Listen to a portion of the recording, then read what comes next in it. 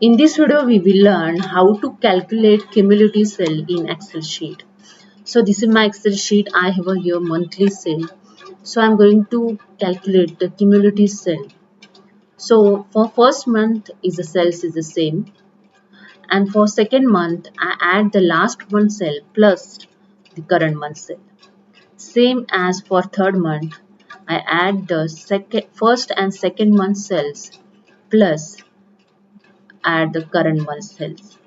This is a way you can calculate the cumulative sales, and just drag this formula down. Here you see the total 4,300 and here total 4,300 cumulative total sales.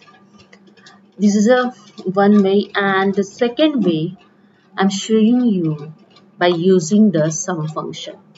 So I'm using here the sum function and select the first cell and use the shift colon to select the again same cell. So now I fixed the first cell here. Now I fixed here the first cell. Okay, just press the F4 to fix the first cell, means beginning cell, and use the bracket close and enter. Now just drag this formula below this cell. Okay, here you see the first cell is fixed, the beginning cell is fixed, and the letter cell is changed.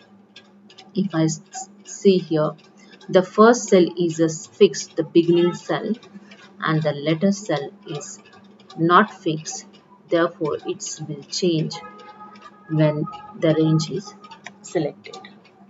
So this is a way. Here you see the cumulative total sales also match with the total amount of sales. So this is a way you can calculate the cumulative sales by using the sum function also. So hope you understand. If you like this video, please subscribe my channel. Thank you so much.